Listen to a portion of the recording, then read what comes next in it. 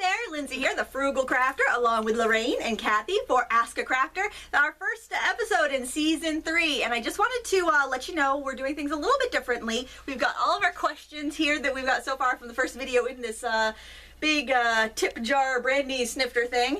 And so after we film and Ask a Crafter, before we film the next one, I'm going to close comments on that video so I can print off all the comments, and that way no questions will get left behind because we've already started filming and there's more questions being left. So I hope that makes sense. So if you see comments closed, just wait for the next video and you can leave your question there. I just want to make sure that I don't leave anybody out that has taken the time to leave a comment. So do you guys have anything to say before we begin?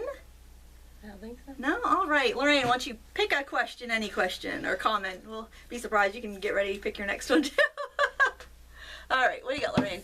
Missed you guys. So glad you're back, from Kim Pritchard. Oh, thanks, Kim. I appreciate it. That was easy. Yeah. Ooh, not a real question? Yay. We just love the love. Let's see. So glad you're back. Love your show. My question is about resin. I have lots of molds that I've made for use with clay, and now would like to use those molds with resin. Can you give me the need to know on it?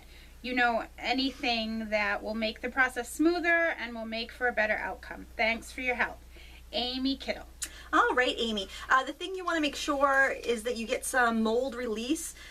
Resin is a lot more adhesive than clay, so if you're using like a plastic mold, you definitely want the mold release so the resin doesn't bond with your mold. It's not very expensive. It's a couple dollars a bottle. It's probably just glycerin and water, honestly, but I would just get it to protect your molds. I did ruin a soap mold. I was making some paperweights and I forgot to put the mold release on it, and I had to cut it off the mold. It was awful. But then I did some with mold release and it was fine. And the brand I use is Castin Craft, and you can get like a 4-ounce squeeze spray bottle for, I don't know, I think I paid $4 at Blick. It was very reasonable. And that's really the basic thing to remember. Also, your resin's going to get hot. So you want to make sure that your mold can handle heat. So if it's a candy mold, it would probably be all right. Don't use it back for candy again after resin. But you got to make sure it can take heat because that resin gets hot when it cures. But that's your basic need to know. RX Storm Mom. Her name's Patty. Oh, Patty. Okay, Martha can't hold a candle to you 3. I don't have a specific question, but always learn something from others' questions. Looking forward to the 24th. XO, I think she meant XO. She wrote ZO, Patty. XO, Patty.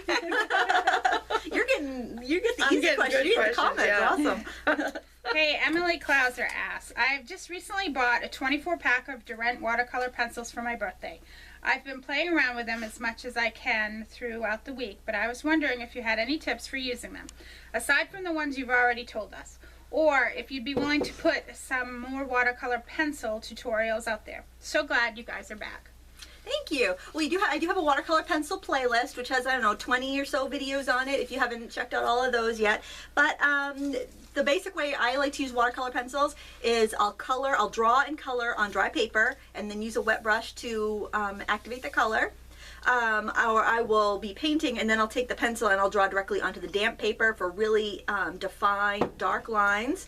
Or I'll use my brush to lift. I'll use a wet brush to lift pigment off the tip of the pencil and paint with it like that, like you would lifting up pigment from a watercolor paint set. So those are the 3 ways I mostly use my watercolor pencils. There's a lot you can do with them just using those 3 techniques. So play with them, have fun. That's the best way to learn. Sounds good. Got prepared. Ricky Kelp says, glad to see you all back and happy and cheery. You're always happy and cheery. Laugh out loud. I'm looking forward to watching the new videos. My question is it okay for watercolors that I purchased in tubes to stay moist between paintings? I don't know if I'm supposed to have them dry out between uses. It is my new fave medium, and it's all because of you, Lindsay. Hugs and thanks. You're welcome. It depends. Like, I have M-gram watercolors in my palette, and they never get completely dry because they have honey in them as the binder. So they always stay semi-moist, but that's part of how they're designed. I would leave the lid, I wouldn't close the lid tight down on it. I would kind of leave it off a little bit, let some air get in there, because if there's any bacteria in your water, if there's any, you know, mold spores or anything, if it's wet paint, it could mold on you. So you want to let it dry out to the point where, you know, some just aren't going to dry out, but you want to let the air get into it and let it dry out so it doesn't mold on you. You could just leave it on a windowsill, let the sun get to it. Sun will kill like little mold, any like mold and stuff like that. But yeah, I would let it dry out. I wouldn't seal it right up tight when you're done painting, unless you're going to get right back to it like in a couple hours or something. All right. And Jules Smith, quick question about air dry clay. Do you have any ideas or tutorials on what to make with it? Please don't say food items or little cute animals, LOL. That's all I can find so far. I'm looking for something different, quirky even. Thanks. Okay, I'll tell you my favorite air dry clay project, and it is this time of year. And the leaves aren't really dry and crackly yet. Go out and pick up a bunch of leaves and roll the air dry clay really, really thin, and then press the leaf onto the air dry clay and kind of pinch it around the edges so it gets really skinny and thin around the edges. Then peel the leaf off and let the clay dry, and you'll have the most beautiful, realistic looking leaves. Then paint them with watered down acrylic paints, and then give it a couple sprays of like a thick clear spray paint like Krylon triple thick, and you'll have the most gorgeous leaves. You can paint them your autumn colors, because you'll have autumn leaves around that you can look at for inspiration, and they'll be the most beautiful decoration just laid on the middle of your table or in a basket. That would be a great project for you to try, and I bet when you try that, you're going to come up with lots of other ideas that you want to try. How thick are you talking? Roll it out really thin. I would say like maybe the thickest part should be 1/4 of an inch, but when you get out to the edges, like 1/8 of an inch to a 1/16 of an inch, so it looks like a leaf. They'll look like fall leaves when you're done. Maple leaves, any thick leaf that you can like roll right onto the clay will look great. Well, that sounds really good. pretty project. You can do it with polymer clay too. Oh, okay. Yeah, it's really pretty. Linda Bloom says Martha is highly overrated. I don't know who this Martha is. Maybe she could watch. Oh, I don't think she'll be watching. You ladies are much more fun. XOXO from Linda. Just a whole lot broken. Yeah. Watch out. She had some really, really bad words to say about Gwyneth Paltrow, but I don't think she would consider me a threat. So. I think I'm safe from Martha. Kimberly Brand, welcome back, ladies. I would like to try to make my own embellishments without using resin. I have respiratory issues. Can you suggest an alternative? Also, would like to make my own silicone molds. Can you suggest a product? I've heard you can use silicone caulk that you use for your bathroom. Have you tried it? Does it work? Thank you, Kim from New Jersey. Okay, for embellishments, well, I have to actually promote a Martha Stewart product here, because she has this clay that's air dry and really light. Oh, that white. Yes, white, but you can also mix it with she has little packs of colors. You can mix it with the colors, and that's actually a really nice embellishment because it's not heavy, and you can put it on a scrapbook page. It's like styrofoam. It feels like foam. Awesome. Yeah, My it's kids weird. have played with Yeah. it and loved it, Yep. and they have a color guide to make Yep. every color in the world. Like, you know, this little dollop of this blue Yep. and this, and you'll get lilac purple or. Yeah, I think it's an awful lot like Cloud Clay or Model Magic. So if you didn't want to, if you want to look for a cheaper version, Model Magic I think is about the same. The only thing that I found that I don't like about this is that if you try to color it with a marker, like a water-based marker, it wants to reactivate. So it doesn't. As long as you don't get it wet again, it's fine. But it would smush if you got it wet again. It would dissolve. So that's the only drawback. But that shouldn't happen in your scrapbooks. But you could use chalk. You color with chalk. Oh yeah. I haven't. The girls haven't. Yeah. We just use the color. Yeah, I think you're better off colors, to color it first. And then to make your own molds, there is like mold. There is like compounds that you can make your own silicone molds with. I really like the Bake and Bend clay by Sculpey. That makes great molds. It's less expensive. I've seen some people use hot glue to mold things, but I don't know if that really holds up or not. I would experiment, but I know for a fact that the Bake and Bend clay from Sculpey works great. I don't know if it's just around here, but they don't have it in the store. You probably have to order it. It's hard to find. Yeah. It's a harder. You'll want to have a. I just got this. Mine broke 2 years ago, and I haven't done any polymer clay, so I just picked up another one. You'll want a clay conditioner probably. I think if you're gonna do any polymer clay, you really ought to have a clay conditioner, or an old pasta machine or something, because it's hard. It's a lot of work. It's a lot for of your work. hands. Yep. Oh. Sue Foss says, so glad you're starting a new season. Looking forward to it. You all are so much fun, and I always learn something. Thanks for sharing your time and talents. Oh, I'm getting some good questions. It's a big love fest. Yay, thank you, Sue. I appreciate it. And Melinda Amanda Bradshaw says, would like some advice or love some advice on shading in drawings or from using stamps. Favorite one is mason jar stamp. That sounds familiar. Well, my advice would be to get a mason jar and set it down like on a windowsill, or put a light, little like a clamp light on it, put some light on it, and look at observe how it looks, and use that as a guide. That's going to be the best lesson in shading. So go ahead and do that. Next time you're coloring something, try to find something similar to it, set it on your table, put a light on it, and let that be your guide. Doris Pettengill asks, can you use an inkjet prints for watercolor painting? You could, but I would make sure that my printer won't take watercolor paper because it's a bottom feed, so it jams. But if you can set it to like draft quality, and as long as it's just like a very, very basic outline, you probably would be all right, because the inkjet is going to run. So if you kept it so that either printed it in a color similar to what you were going to paint it, or printed it on draft quality, you won't have so much ink to deal with. Another thing you could do is draw over it with a clear blending pencil, which is like Prismacolor makes them, and so does Lyra. It's just basically a pencil with just a hard wax in it, so you could draw over it, and that would seal in the lines. But probably the best option would be to print out your image onto just regular copier paper, and use a piece of graphite transfer paper to put down on your watercolor paper. Then put your printout on there and trace it, and then you'll have graphite lines that you can erase that won't show very much. That would be your best option, I think. And plus, you don't have to worry about jamming up your printer with watercolor paper, because that's a pain to deal with after that happens. Oh yeah, take it apart and yank the paper out, ruin the paper. Cesaro123, can you make a video demonstrating how to transfer pictures that have been printed on your inkjet printer? Well, that was pretty cool. Wow. Love your craft channel. A new subby here. Oh, well, welcome to the craft channel. Well, you can transfer it like I just mentioned with graphite paper. You could also do Mod Podge. I haven't had that much luck transferring inkjet prints, I have to admit. Have you had much luck? Have you tried that? No. Have you had any luck doing that?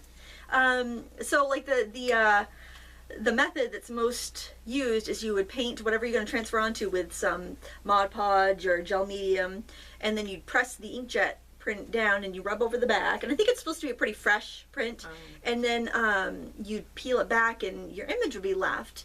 And I've had some good results and some mostly bad results. I haven't had a lot of luck with that. Is that set up like to be transferring it like onto wood, or just like another wood piece or of canvas paper, or another piece of paper? Yeah. So you can't always wet it and rub it off like you would if you were doing. Because there is the iron on Yep, stuff. there's if iron you're on going transfer. onto onto fabric, and I think that might work. To That's a good transfer idea. onto wood. Yeah, that's a too. great idea. But as far as like if it's a canvas, I don't know if it might rip with the weight of the iron and putting it on, but You could also print onto like a report cover or a piece of transparency, and then just rub that right onto the other object. That would give you a nice transfer too. I think Steve Ramsey over at Woodworking for Mere Mortals has a really good video on that, doing a full picture. I have one just doing a journaling thing on my channel, so you check out both of those. I think that. And the graphite paper you were talking about, you can just get that at Staples, right?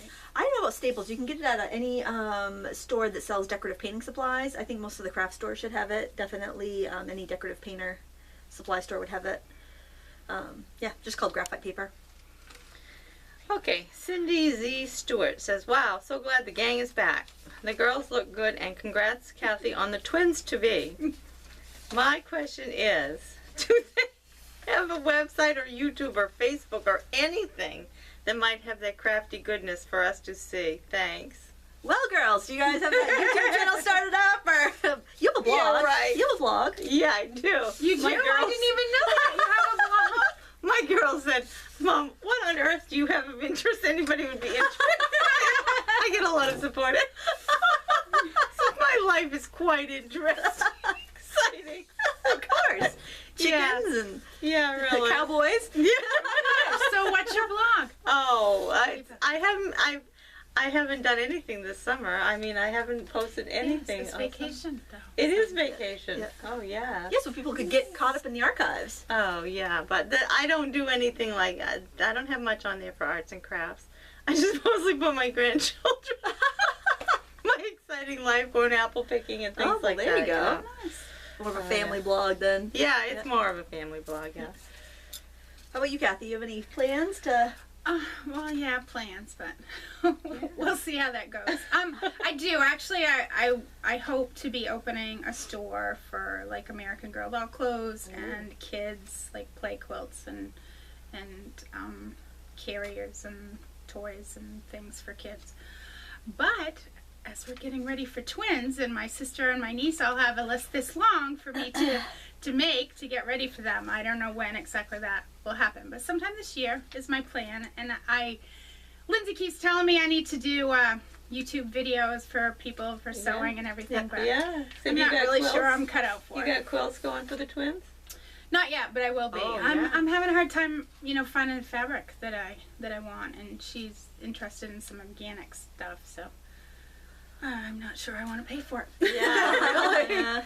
It's a nice idea, but it is expensive. Yeah. If anybody has any sources for any good baby prints, any organic fabric, please leave a comment and link below so she can check it out. Okay, so let's see if I can get this. Creabotic. I don't know if I got that right, and I apologize if I slaughtered the name. Hello, also favorite crafters, LOL. I have watched you for a long time now, and I am a little jealous of your ability to draw so well. Join the club. Yeah, she was talking Just a about compliment. No, I really think it's me. Well done, Kathy. What's your drawing ability? Just a compliment. There is no question about drawing. Okay, getting to the point. I sometimes find myself in a creative downward spiral. No mojo to be found anywhere, but I still have to create projects every week. I find those projects always have a bit of could be better about them. How do you get out of that, assuming you have those creative nothingness feelings as well? Greetings from Holland, Renjay. Oh, well, thank you so much for the great question.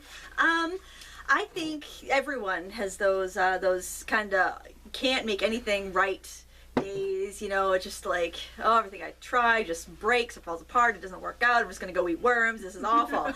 And you just either have to work through it or you need to do something else. So sometimes I'll just go take the dog for a walk, or I'll work on a crochet project, do something that's kind of a little bit more on autopilot and just kind of clear my brain for a bit, which doesn't seem I would need to clear my brain very much. It's pretty wide open there. But, or clean my craft room. I know that really helps. Like, look through your old stuff. Yeah. I always, when I'm looking to try to find something and I see other books, I'm just, I want to do that, and I could change this and make this, and or go to a craft store and just wander around. Don't plan on spending any money. Don't put a time limit on yourself. Just wander around. Look at wrapping paper or fabrics or something different out of your element. Yeah, might inspire something.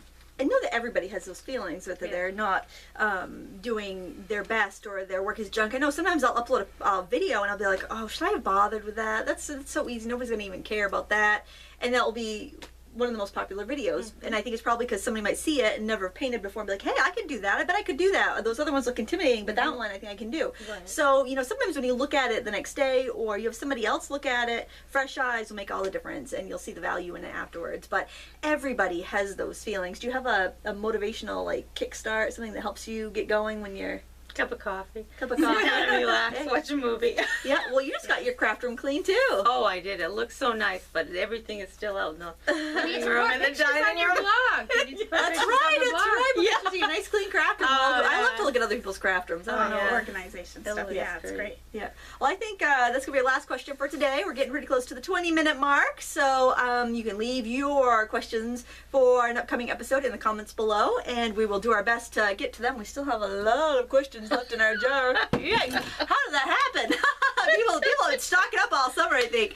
I want to thank you so much for watching. If you find that you want more crafty goodness from the Ask a Crafter gals, check out the Ask a Crafter playlist. I will put a link to that below as well. And there's hours, days even, of Ask a Crafters. Months, yeah. So keep you busy for quite a while. Turn it on and while you're doing your housework or something, and you can get inspired that way. I want to thank you so much for watching, and as always, happy crafting. Don't forget to like and subscribe. Bye-bye. Bye.